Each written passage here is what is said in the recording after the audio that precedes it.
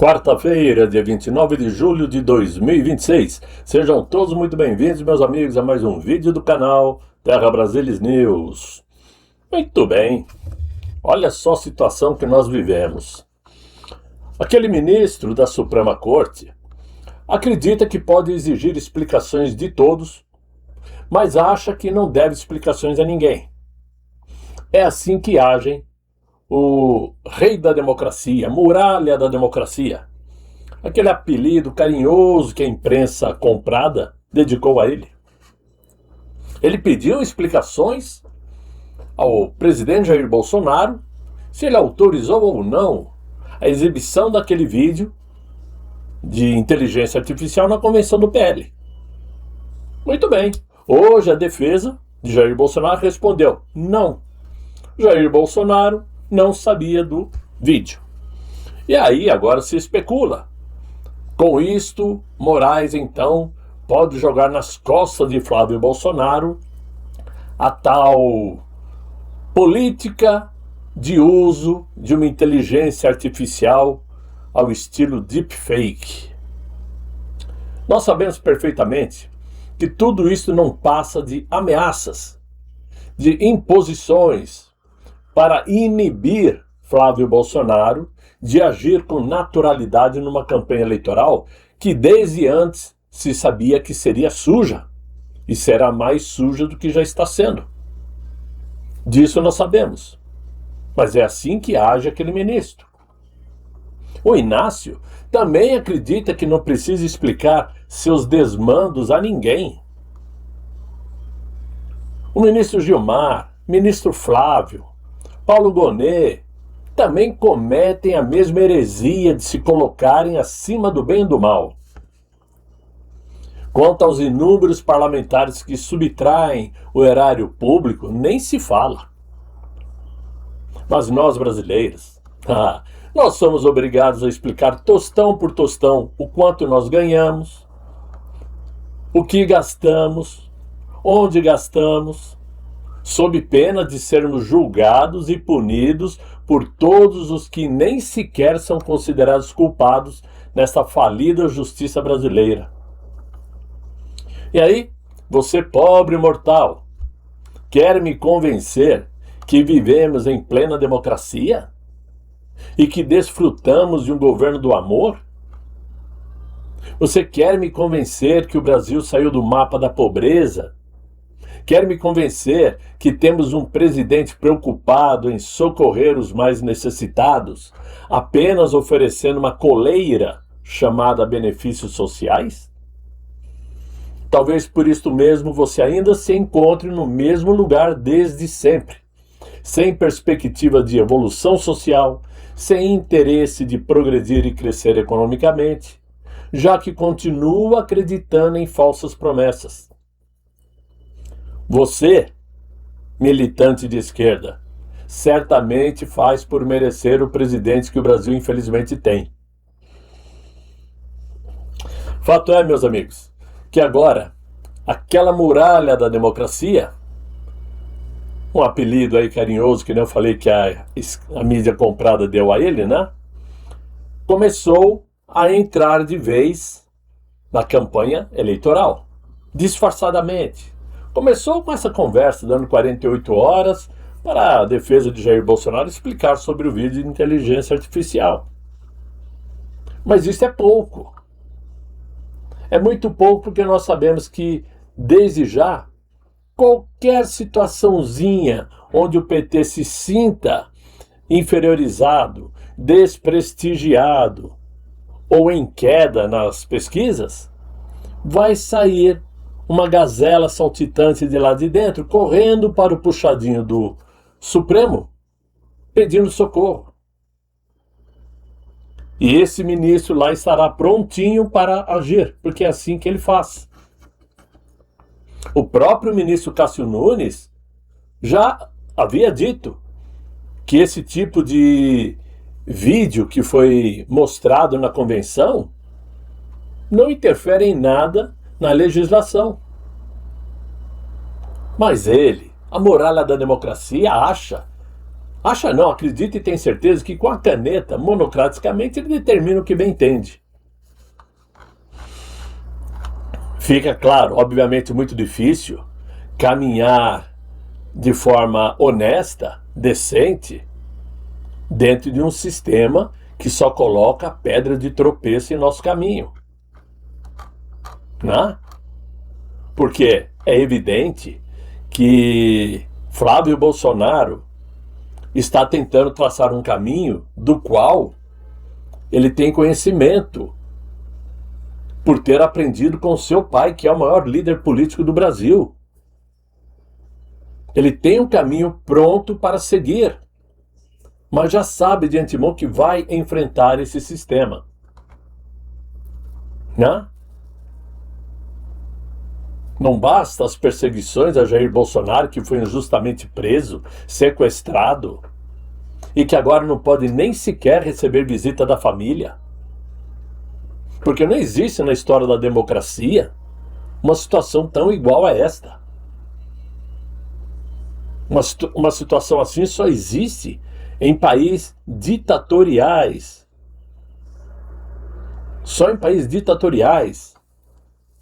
E da pior espécie. Mas o Brasil não é um país do amor? Não é um país onde a democracia flui com naturalidade? Por que então Jair Bolsonaro não pode ter os mesmos direitos que qualquer outro preso tem de receber visita? Criminosos, bandidos, chefe de quadrilhas que estão presos, todos recebem visita, inclusive visita íntima. Então, não existe nenhum argumento que justifique tal perseguição. E por isso é que o que está acontecendo na nossa diplomacia brasileira, por exemplo, acaba sendo no mínimo curioso. Porque o atual governo, que gosta de apresentar aí, de se apresentar como uma potência diplomática, como um país que conversa com todos, que defende a soberania nacional e que não aceita a pressão de nenhuma potência estrangeira, quando se depara com um problemão, o que faz? Dá para trás. Né? Quando nós olhamos os fatos, nós começamos a perceber uma realidade bem diferente. Ontem, por exemplo, saiu a notícia de que os Estados Unidos decidiram prorrogar por mais um ano o estado de emergência nacional, relacionando especificamente o Brasil. E o mais importante nesse caso é entender que essa decisão não surgiu do nada. Porque a decisão, a justificativa americana continua relacionada ao que Donald Trump classifica como perseguição política contra Jair Bolsonaro e seus aliados. E com isso, os Estados Unidos estão mantendo aberta uma porta em especial, que é aquela que pode levar a novas medidas contra autoridades e cidadãos brasileiros, a novas sanções. E é por isso que cresce a preocupação com a possibilidade de novas sanções, inclusive dentro da chamada Lei Magnitsky. O Palácio do Planalto está sim preocupado com isso. Isso significa que o problema não desapareceu. Pelo contrário, ele continua no radar de Washington. E aí chegamos a uma das maiores contradições na diplomacia brasileira. Porque de um lado está o Inácio aí adotando um discurso de enfrentamento com os Estados Unidos, reagindo às decisões de Trump, transformando determinadas disputas internacionais em questões ideológicas. Além disso, procurando demonstrar que o Brasil não aceita ser pressionado. Só que do outro lado, quando percebe que o confronto pode produzir consequências econômicas ou diplomáticas concretas, aí o Inácio dá para trás, baixa o tom. O maior exemplo disso está justamente na relação com a Argentina, de Javier Milei. Porque depois de sucessivos ataques e provocações políticas entre os dois governos, principalmente do Brasil contra a Argentina, o Inácio determinou hoje que o Brasil baixe a poeira, baixe o tom. Porque a preocupação agora é evitar que um conflito ideológico entre os dois presidentes, ultrapasse o campo político e acabe prejudicando os interesses econômicos dos dois países. Inclusive, conforme eu expliquei detalhadamente no vídeo de ontem. Mas é justamente aí que existe um problema na postura diplomática brasileira. Porque a diplomacia não deveria funcionar apenas depois que o estrago está feito. A diplomacia deveria servir justamente para impedir que os conflitos chegassem a esse ponto, chegassem às vias de fato. Quando se trata dos Estados Unidos, o governo brasileiro parece apostar no confronto e depois tenta minimizar as consequências. Quando se trata da Argentina, parte para o embate ideológico e depois percebe que é necessário baixar a poeira, porque existe um comércio que é forte. A Argentina é o terceiro maior parceiro comercial do Brasil. Também existe o Mercosul. E claro que existem todos os interesses econômicos envolvidos. Isso sem falar de Israel, onde o Brasil queimou o filme por completo e o Inácio é uma persona não grata por lá.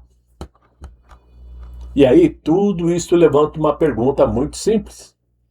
Afinal, qual é a estratégia diplomática do Brasil, se é que ela existe? Porque o caso americano é especialmente preocupante. Os americanos estão mantendo o estado de emergência e continuam falando em perseguição contra a família Bolsonaro e mantendo o Supremo Tribunal no centro da crise. E paralelamente a isto, o governo brasileiro admite que existe sim um risco de novas sanções. O Brasil não pode conduzir sua diplomacia pensando em agradar a esquerda, em provocar a direita, em enfrentar Donald Trump, muito menos atacando Javier Milei ou respondendo diariamente a Bolsonaro. Diplomacia de Estado não pode ser definida pelo PT ou em conversa reservada na cozinha com a Janja. A diplomacia se resolve dentro do Itamaraty, que outrora nos orgulhava, mas hoje vive de ideologia também. Engraçado que hoje, inclusive, um amigo Maurício me perguntou se existe o risco do Inácio decretar fim das eleições no Brasil. Eu prontamente respondi, de jeito nenhum, ele não teria coragem. Mas pensando friamente, ele não teria coragem agora. Mas e se o sistema mantê-lo por mais 4 anos? Porque nós sabemos que tudo pode acontecer. E aí? Será que ele não teria coragem? Lá na Nicarágua, levou-se anos para que o presidente decretasse fim das eleições. Para isso, precisou se rodear de um Supremo Tribunal ao seu lado e dominar as Forças Armadas. E aqui? Não pode acontecer? As Forças Armadas estão entregues. Mais 4 anos do Inácio, ele vai ter a chance de colocar, no mínimo, 3 novos ministros. Vai tornar, majoritariamente, um Supremo de esquerda, com 2 coitados no meio, como se fossem ilhas. 2 ou 1,5, vai saber, né? Então, nós temos que pensar da seguinte forma: nosso papel é insistir, é sempre manter firme essa luta pró-Flávio Bolsonaro, sempre defendendo a família Bolsonaro. Não estamos aqui para julgar quem é certo e quem é errado, porque o ser humano, por natureza, tem seus defeitos. Mas nós sabemos distinguir o que faz bem para o Brasil e o que faz mal. Nós sabemos distinguir quem é honesto, correto, decente e quem não presta. Então temos sim que defender a candidatura de Flávio Bolsonaro, tentando conversar com aquelas pessoas que sabemos estarem indecisas, tentando mostrar para a própria militância de esquerda que a vida deles não melhoraram em nada, que o pobre continua pobre, cada vez mais pobre, que o Brasil não saiu do mapa da pobreza, que as prateleiras dos supermercados estão cada vez mais caras, que o custo de vida é cada vez mais alto, para ver se essa turma acorda. Parece que a militância da esquerda tomou o chamado Boa Noite Cinderela. Estão ali dormindo. E o Planalto tirando proveito. Essa é a situação que nós estamos.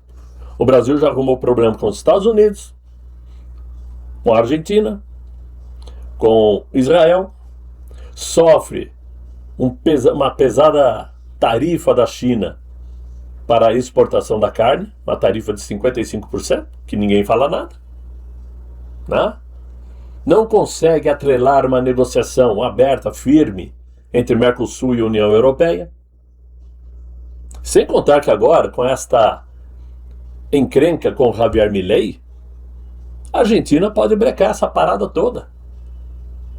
A Argentina pode colocar um breque nessa evolução de negociações entre Mercosul e União Europeia. E o que vem dos Estados Unidos, somente Donald Trump e Marco Rubio é que sabem. Nós sabemos que não é coisa boa. E o Inácio sabe muito mais que todos nós. Por isso eles estão preocupados. A conta vai chegar, se já não chegou e ainda não sabemos. Por hora, o nosso papel então é manter a luta ativa, porque a luz no fim do túnel sempre existe. Só espero que não seja a luz de um trem. Porque fora isso, a esperança é a última que morre, ok, meus amigos? Era isso que eu tinha para vocês nesse vídeo de hoje. Espero que vocês tenham gostado. Se gostaram, deixem aí os likes, se inscrevam no canal, chamem seus amigos para me acompanhar aqui no Terra Brasilis News, ok? Desejo voltar amanhã com um novo vídeo, se Deus quiser, e Ele há de querer. Fiquem todos muito bem, fiquem com Deus. Tchau, tchau.